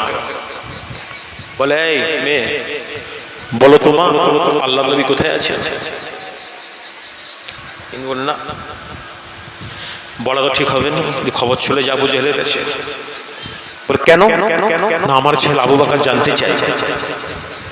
তখন ওমর ফারুক রাদিয়াল্লাহু তাআলা বোন বলছে, আমাকে আবু বকর সিদ্দিক রাদিয়াল্লাহু তাআলা নিয়ে চলেন। নিয়ে যাওয়ার পর বলছে, ওমর ফারুকের বোন ইশারা করছে, আপনার মা শুনতে পাচ্ছে তো, অসুবিধা কি আছে? অসুবিধা নাই, আমার মাকে নিয়ে যাও, রাসূল কোথায় আছে? আল্লাহ নবী যেখানে আছে ওই সময় মাকে নিয়ে যাওয়া হলো। আল্লাহ নবী বিশ্ব নবী রাহমাতুল লিল আলামিন বললেন, মা, আমার আবু বকরকে নিয়ে আসো। আবু বকর হাঁটতে পারে না। আবু বকর সিদ্দিক রাদিয়াল্লাহু তাআলা আনহুকে কাঁধে ভর করে নিয়ে রাতের বেলা রাসূলের কাছে নিয়ে যাওয়া হলো। আল্লাহর নবীর সামনে পৌঁছে গেল। আসসালামু আলাইকা ইয়া রাসূলুল্লাহ, ইয়া হাবিবাল্লাহ। হুজুর, আল্লাহর নবী বললেন, আবু বকর কেমন আছো? ইয়া রাসূলুল্লাহ, ইয়া হাবিবাল্লাহ, হুজুর, আমার শরীরকে চিহ্ন বিচ্ছিন্ন করে দিয়েছে, এত মারা মেরেছে, আমি সমস্ত কষ্ট ভুলে গেলাম। কেমন করে ভুললে? বলে, এই মুহূর্তে আমি আমার নবীর নূরের মুখখানা দেখার পর। কি কষ্ট দিয়েছে, কি কষ্ট। আবু জেহেল যাচ্ছে সঙ্গে লোকেদের গেলে, রসুল কাবাগরের সামনে নামাজ পড়ছে। লোকেরা বলছে, এই আবু জেহেল, বলে কি? বলে একটা খুব সুন্দর সুযোগ এসছে। বলে কি? বলে মুহাম্মাদের গর্দানে পাতা তুলে টিপে রাখবে। আল্লাহর নবী নামাজ পড়ছেন, গর্দানে পাতা তুলবে। বলে হ্যাঁ। রসুল নামাজ পড়ে সিজদায় গেছেন, আবু জেহেল রসুলের সামনে এসেছে, ঠিক গর্দানে পা তুলবে। আবু জেহেল দাঁড়িয়েছে, আগাই নেই, পিছাই। আল্লাহর নবী সালাম ফিরিয়ে দেখছেন মুরব্বী চাচা দাঁড়িয়ে। বললেন, কি খবর চাচা জান? না বাবা, তুমি এটা কি করছিলে? না না জানেন, আল্লাহর উপাসনা, আল্লাহর ইবাদত করছিলাম। আচ্ছা ভালো, চলে যাচ্ছে। লোকেরা বলছে, আবু জেহেল কি ব্যাপার, আপনি এত নম্র হয়ে গেলেন, মারতে গেলেন, অথচ মারতে পারলেননি, কারণটা কি? আবু জেহেল বলছে, দূর, মারতে তো গেছিলাম, জানিস রসুলের সামনে যে দেখলাম চারদিকে দাউ দাউ করে আগুন জ্বলছে, আমি তো গেলে পুড়ে মরে যেতাম। আল্লাহ নবীর কানে খবর এলো, রাসূল হাসতে হাসতে বলছেন, চাচা যান, ওটা আগুন ছিল না, ওটা ছিল আমি রাসূলুল্লাহর নূর। একবার জোরে বলেন।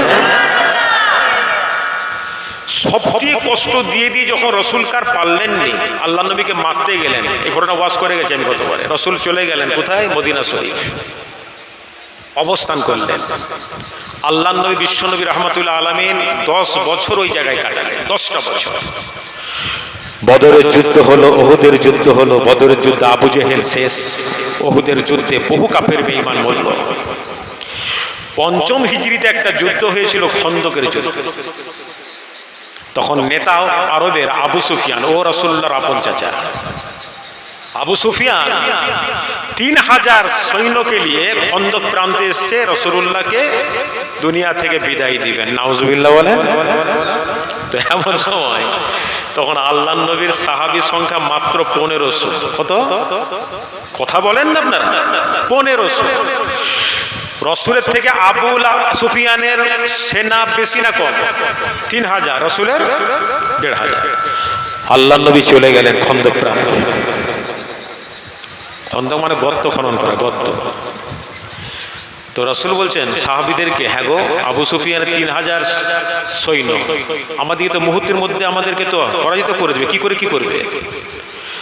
রসুল একজন সাহাবী ছিলেন, সালমান ফারসি রাদিয়াল্লাহু তাআলা আনহু, যিনি 250 বছর হায়াত পেয়েছিলেন। একবার জোরে বলেন। উনি বলেন, ইয়া রাসূলুল্লাহ, ওই যে পাহাড়টা দেখা যাচ্ছে ডান দিকে আর বাম দিকে দুটো পাহাড়। বলে হ্যাঁ। বলে এই পাহাড়ের থেকে ওই পাহাড় পর্যন্ত যে একটা গভীর খনন করে নিই, একটা গর্ত খুলে দিই, তাহলে কাফের বেঈমানরা গর্তের ওই পারে থাকবে আর আমরা এই পারে থাকবো, যুদ্ধ করতে সুবিধা হবে। রসুল বলছেন, তুমি তো খুব সুন্দর একটা বুদ্ধি দিলে। এই সাহাবীরা রাসূলকে কোন একটা লাঠি দিয়ে দাগ মারছেন, এতটা তুমি কাটবে, এতটা তুমি কাটবে, এতটা তুমি কাটবে, তুমি কাটবে। কতটা না? 20 হাত গর্ত হবে, 10 হাত আড়ে হবে, কয়েক হাজার হাত লম্বা। সব সাহাবীরা কোদাল দিয়ে গাঁথিয়ে নেমে পড়লেন। শেরে খোদারি রাদিয়াল্লাহু তাআলা একটা জায়গায় রাসূল দিয়েছেন, তুমি এই জায়গাটায় কাটো। আলী বিসমিল্লাহ বলে মেরেছে, গাঁথি মারার সঙ্গে সঙ্গে আগুন বের হয়েছে।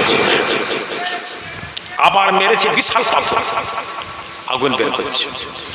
আর আলী রাদিয়াল্লাহু তাআলা থাকতে পারল না। সঙ্গে সঙ্গে আল্লাহ নবীকে এসে বললেন, ইয়া রাসূলুল্লাহ, ইয়া হাবিবাল্লাহ, হুজুর, আমি এই পাথরটা ভাঙতে পারি না, আগুন বেরিয়ে যায়, এত মস্ত বড় পাথর।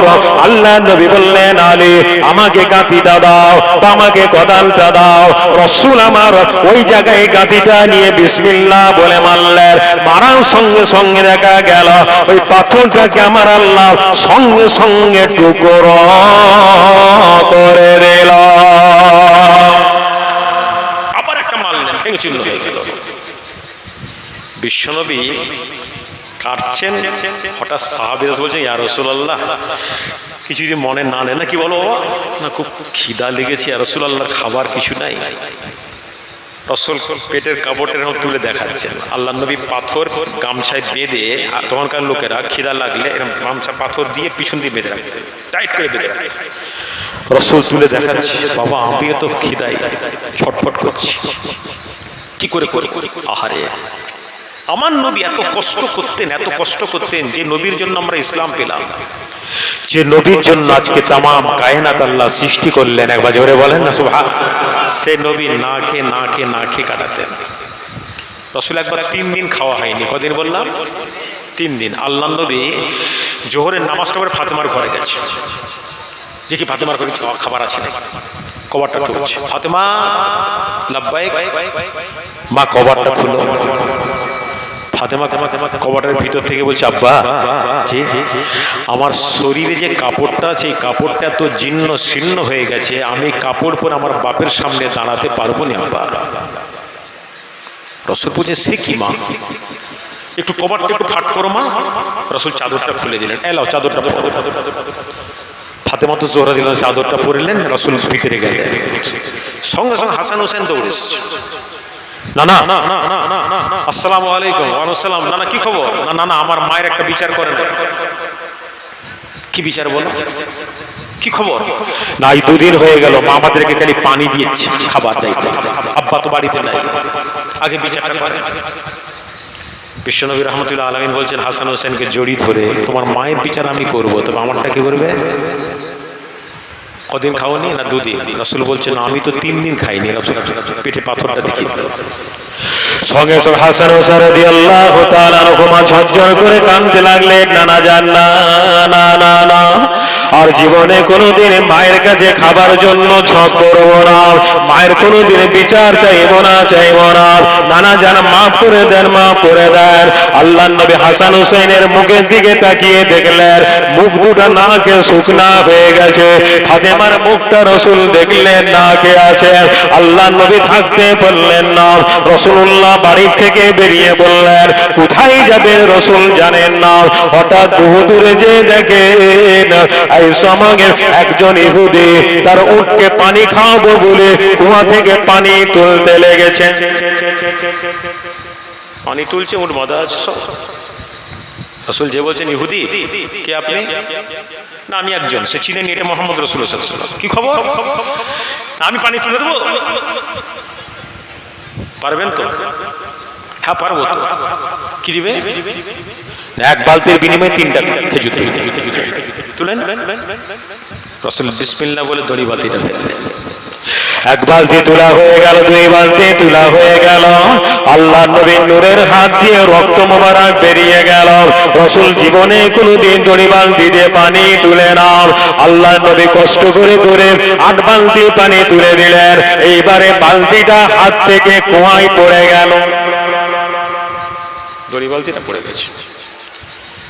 ইহুদি তখন বলছে, এত বড় আসপর্দা, পানি তুলতে পারবেন নি তো এসছিলেন কেন? কোনো কথা না, মেরেছে আল্লাহ নবীর গালে এক চড়। সেই নবীকে মেরেছে আমার নবী খালি খালি এতটুকুন বলেছে। ইহুদি বলছে যে যাবেন কোথা, দাঁড়ান, আমার দড়ি বালতি তুলে দিয়া, নালে এখান থেকে যেতে দেবো। রাসূল আমার ওই সব আল্লাহকে বলল, আল্লাহ দড়ি বালতি তোলার কোনো যন্ত্র আমার নাই। আল্লাহ আপনি পানিকে হুকুম করেন পানি যেন উপর দিয়ে চলে আসেন। নবী আমার আস্তে করে এইভাবে হাতটা বাড়িয়ে দিলেন।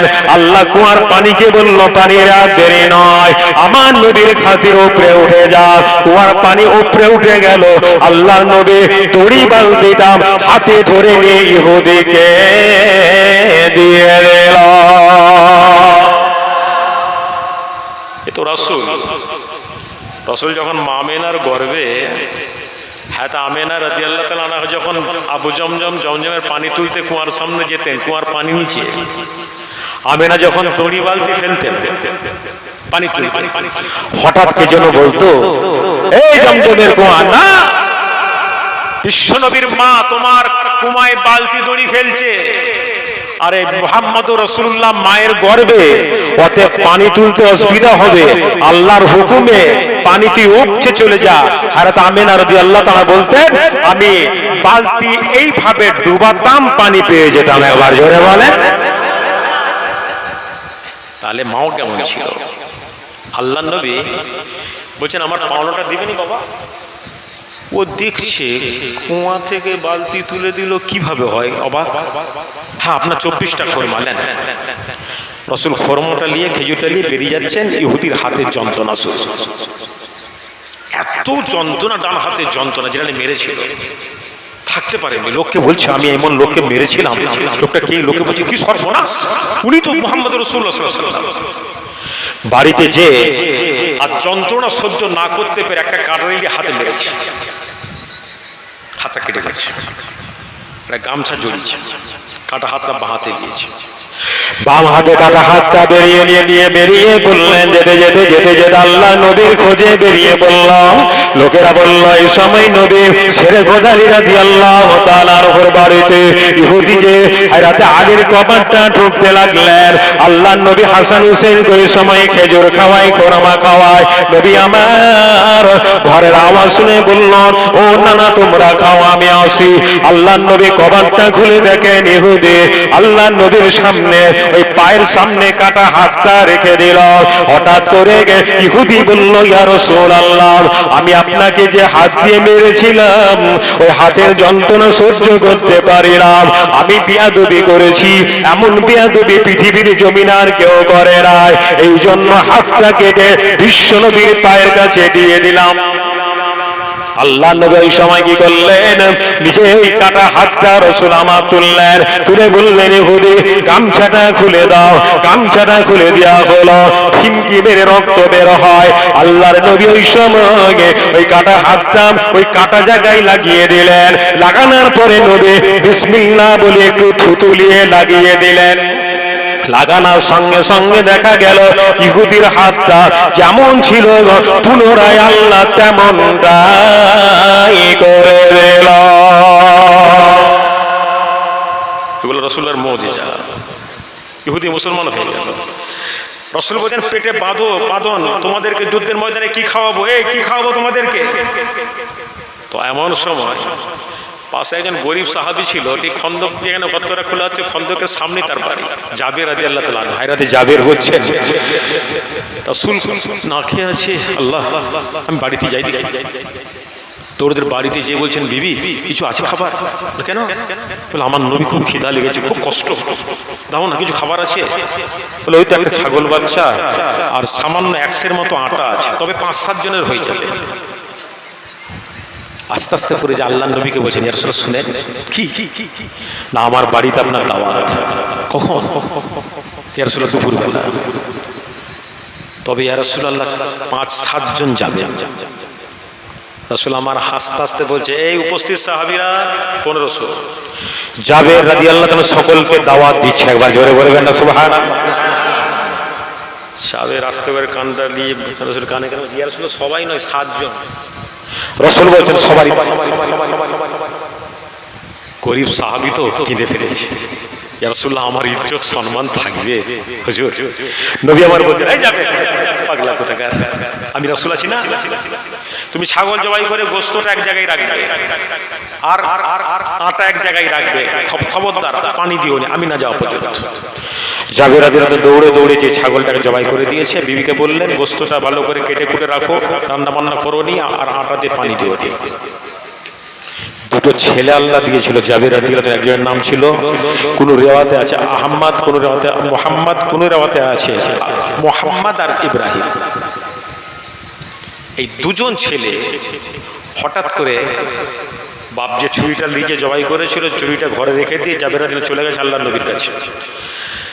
এদিকে বড় ভাই ছুরিটা নিয়ে এসে ছোট ভাইকে বলছে, আব্বা কেমন করে ছাগল জবাই করে দেখেছিলি? ও বলছে, দেখেছিলাম তো। শুয়ে পড়। ছোট ভাই শুয়েছে, ছুরি চালিয়েছে। মা রান্নাশাই ছিল, এ ছটকাচ্ছে। ছেলে ভয়ে কি করেছে, মায়ের ভয়ে বাড়ি ছাদে উঠে পড়েছে, উঠে লাফ মেরে দিয়েছে। ও পড়েছে, মারা গেছে। জাবের রাদিয়াল্লাহু বললেন, বিবি গোশতটা সব রেডি হয়ে গেছে? বিবি ওইসবে রান্না সারে চোখের পানি ফেলে ফেলে কাঁদেন, স্বামী সর্বনাশ হয়ে গেছে। কি সর্বনাশ বিবি? বলে, পৃথিবীর জমিনে আমাদের সন্তান দুটো আর নাই নাই নাই নাই নাই। সমস্ত ঘটনা বলা হলো। আল্লাহ নবী সাহাবী জাবের রাদিয়াল্লাহু তাআলা আনহু বললেন, ও বিবি না না না না, খবরদার খবরদার, আল্লাহ নবী যদি জানেন আমার বাড়িতে বিপদ ঘটে গেছে, মৃত্যু হয়ে গেছে, মৃত্যু বাড়িতে রাসূলুল্লাহ খাবেন না খাবেন না। ও বিবি ধৈর্য ধারণ করো ধারণ করো বলে বাচ্চা দুটোকে নিয়ে যে ঘরের ভিতরে সই একটা চাদর চাপা দিয়ে দিয়েছে, ঘরের জিঞ্জিরটা তুলে দিয়েছে। এদিকে আল্লাহর নবী 1500 সাহাবীদেরকে নিয়ে এসে হাজির। ও বাবা জাবির, ওই তোমার ছাগলের গোশত। রাসূল এই তো লেসো। রাসূল বিসমিল্লাহ বলে একটু থুতু ছিটিয়ে দিলেন, আটা নিয়ে এসো, থুতু ছিটিয়ে দিলেন। রাসূল বলছেন, সাহাবীরা এক কাজ করো, তোমরাও জাবেরের সঙ্গে রুটি তৈরি করো, ছাগলের গোশত রান্না করো। তবে রাসূল বলছেন, একটা কথা বাবা, কেউ ছাগলের গোশত রান্না করছো, তবে ঢাকনাটা একদম খুলে দিও নি, একটুখানি খুলে বার করবে আর দিবে। আর রুটি খবরদার গুনতে যেও নি, কত রুটি গুন, কত রুটি, এইটা করতে যেও নি, সাহাবীদেরকে খাওয়া। 1500 সাহাবী বসে গেছে, 15 সাহাবী বসে গেছে। হঠাৎ করে জাবের রাদিয়াল্লাহু তাআলা সাহাবীদেরকে নিয়ে রুটি করছেন, এদিকে রুটি করছেন, তরকারি রান্না হয়ে গেল, সাহাবীদেরকে খাওয়াচ্ছেন। 7 জনের খানা আল্লাহ 1500 সাহাবীদেরকে পেট ভরিয়ে খাইয়ে দিলেন। একবার জোরে বলেন। আল্লাহ বলছেন তোমার পাড়ার প্রতিবেশী কেউ আছে ডাকো, তাদেরকেও খাওয়ানো হলো। গোশত তখনও আছে, রুটি তখনও আছে। আরেকবার জোরে বলেন না সুবহানাল্লাহ। আল্লাহ নবী বললেন জাবের এবারে আর কে আছে? বলে হুজুর আপনি তো আছেন, তুমি খেয়েছো? বলি ইয়া রাসূলুল্লাহ সাহাবীরা ছাড়েনি, আমাকে জোর করে খাইয়ে দিয়েছে। এই জাবের তাহলে আমার খাবার ব্যবস্থা করো। বসতে দিয়েছেন, দস্তরখানা দিয়ে দিয়েছেন, রাসূল হাত ধুয়েছেন।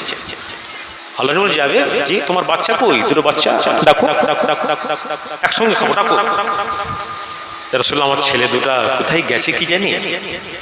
আল্লাহ নবী না ডাকো, কোথায় ডাকো। বলি ইয়া রাসূলুল্লাহ ওরা বাচ্চা ছেলে নবীর কাছে বসবে, বিয়াদবি করে ফেলবে। ইয়া রাসূলুল্লাহ আপনি খান না। আল্লাহ নবী বলছেন যাবে তুই বুঝতে পারছো রে, আমি তোমার বাচ্চাদেরকে নিয়ে খাওয়াবো, খাবো। সঙ্গে সঙ্গে জাবের রাদিয়াল্লাহু তাআলা চোখ দিয়ে পানি বেরিয়ে গেল। হুজুর না না না না, এই পৃথিবীর জমিনে আমার বাচ্চা দুটো আরে নাই নাই নাই। সমস্ত ঘটনা আল্লাহ নবীকে বলা হলো। নবী আমার বুঝতে পারলেন কি ঘটনা। আল্লাহ নবীর চোখ দিয়ে পানি বেরিয়ে গেল। আই রাব্বি আল্লাহ, আমি জাবের ছেলেদেরকে খাবো বলে নিয়ত করলাম, আমার নিয়তটা কি দুনিয়া জমিনে রয়ে যাবে? আল্লাহ নবী বললেন যাবে তোমার সন্তান দুটো কই বাবা? ইয়া রাসূলুল্লাহ ওই ঘরের মধ্যে চিরনিন্দায় ঘুমায়।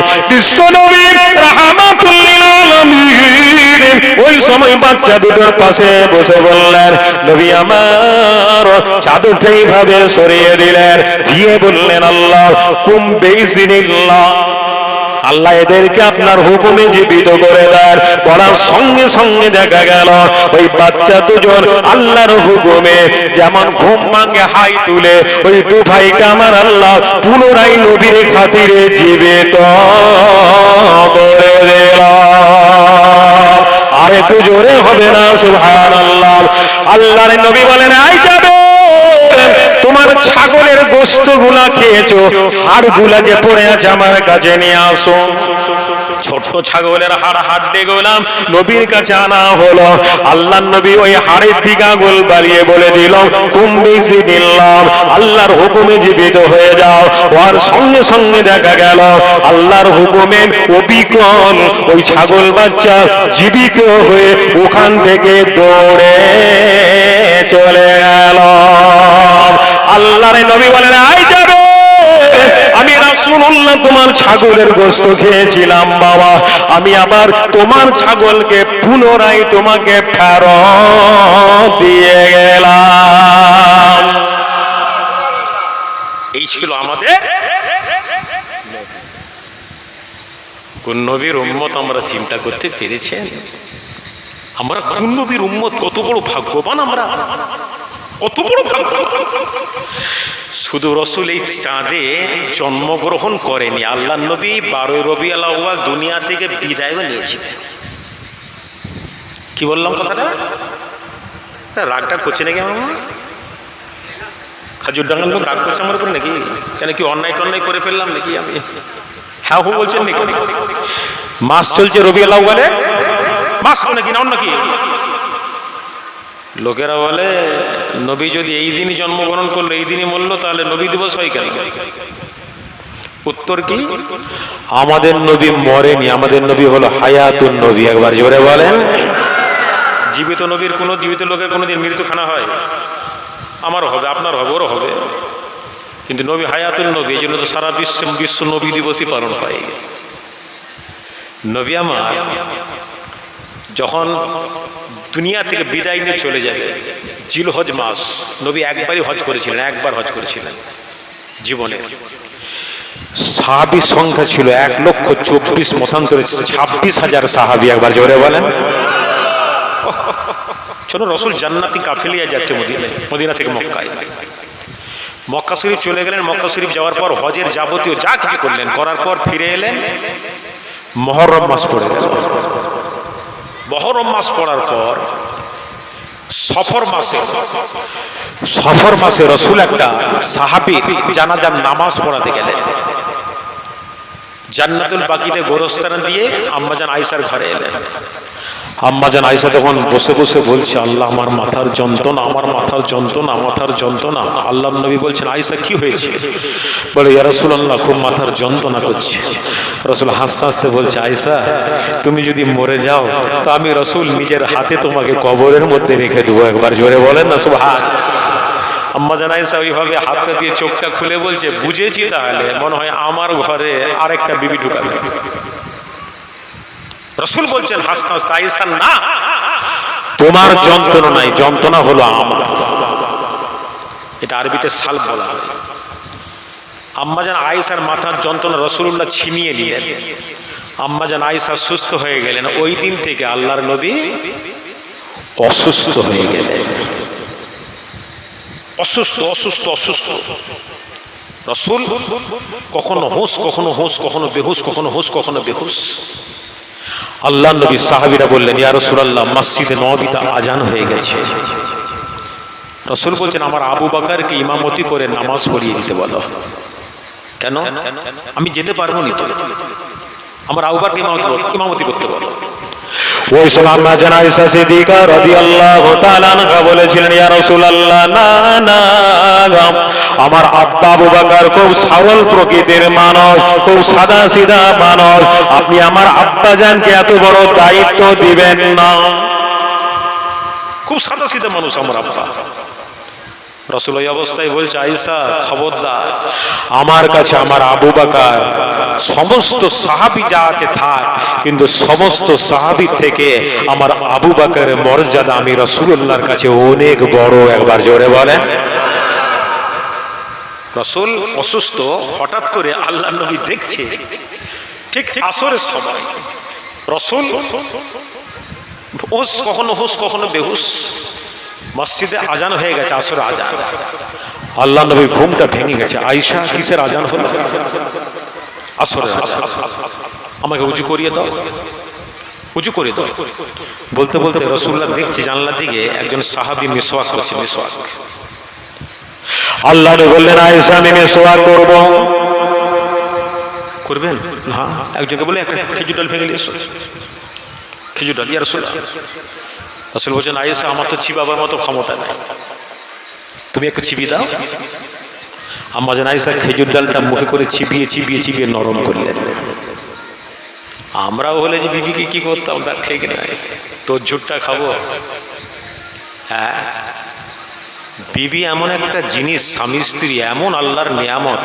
রাসূল বলছেন, কোন বিবি যদি স্বামীর হাতটা ভালোবাসা অন্তরের সঙ্গে ভালোবাসা ধরে নেয়, আর বিবি যদি স্বামীর হাত ধরে নেয়, স্বামী যদি বিবির হাত ধরে নেয়, রাসূল বলছেন আল্লাহ ওই সময় এত খুশি হয়ে যান, তাদের জীবনের সমস্ত সাগীরা গুনাহকে আল্লাহ মাফ করে দেন। একবার জোরে বলেন। আম্মাজান আয়েশা যখন রাসূলকে খাচ্ছেন, যখন খেতেন, আম্মাজানের মুখ থেকে রাসূলুল্লাহ গোশতের টুকরা বার করে নিতেন। আম্মাজানের চিবানো গোশতটা রাসূল চিবি চিবি খেতেন, এত ভালোবাসতেন। কেন? মাত্র 8 কি 9 বছরের মেয়েকে রাসূলুল্লাহ বিয়ে করেছিলেন আম্মাজান আয়েশা সিদ্দিকা রাদিয়াল্লাহু তাআলা আনহাকে। একদিন আম্মাজানের বয়স সেই মাত্র, রাসূল বিয়ে করে মদিনায় নিয়ে গেছে। বিজার পূর্ণিমার রাত, এরকম আকাশে পূর্ণিমার চাঁদ উঠেছে, গভীর রাত। আল্লাহ নবী বলছেন, আয়েশা জি একবারে সমাজ সঙ্গে। রাসূল হাতটা ধরে নিয়ে যাচ্ছে। কোথায় যাবেন হুজুর? ওই যে পাহাড়ের সামনে, চলো না। পাহাড়ের সামনে দাঁড়িয়েছে। রাসূল বলছেন, আয়েশা, ওই একটা পাহাড় দেখা যাচ্ছে, দেখতে পাচ্ছি না, কে কত আগে দৌড়ে গিয়ে ওই পাহাড়ের সামনে পৌঁছাতে পারে দেখবো। আম্মাজান আয়েশা বলছি, ইয়া রাসূলুল্লাহ, আমি ছোট্ট আয়েশা, আপনার সঙ্গে পারবো? রাসূল বলছেন, আয়েশা বললে হবে না, দেখি রেডি লাও, 1 2 3। আম্মাজান আয়েশাও দৌড়াচ্ছে, রাসূল দৌড়াচ্ছে। কিন্তু আম্মাজান আয়েশা সিদ্দিকা রাদিয়াল্লাহু তাআলা যে গন্তব্যস্থলে পৌঁছে গেলেন। একবার জোরে বলেন না সুবহান। আম্মাজান পৌঁছে যাওয়ার পর রাসূল যখন এলেন, তখন রাসূলকে বলছে আম্মাজান আয়েশা, ইয়া রাসূলুল্লাহ, আমাকে তো হারাতে পারলেন না। রাসূল হাসতে হাসতে বলছে, আয়েশা তুমি খুব খুশি? বলে, রাসূল আমি খুব খুশি। যখন আল্লাহর নবী আম্মাজান আয়েশাকে বিয়ে করলেন মক্কাতে, একদিন রাসূলুল্লাহ আবু বকরের ঘরে গেছেন, যে দেখছেন আম্মা জান আয়েশা পাড়ার মেয়েদেরকে নিয়ে পুতুল খেলা করছে। পুতুল আগেকার মেয়েরা বাচ্চারা সব এই কাপড়ের পুতুল করতে একটা কাঠি দিয়ে পুতুল খেলা করছে। তো আল্লাহ নবী যখন চলে গেছে, আবু বকর সিদ্দিক বলছেন, আয়েশা মা, তোমার স্বামী বিশ্বনবী এসেছেন। আল্লাহ নবী, আবু বকর দাঁড়াও, আয়েশা কি করছো? ইয়া রাসূলুল্লাহ, খেলা করছি।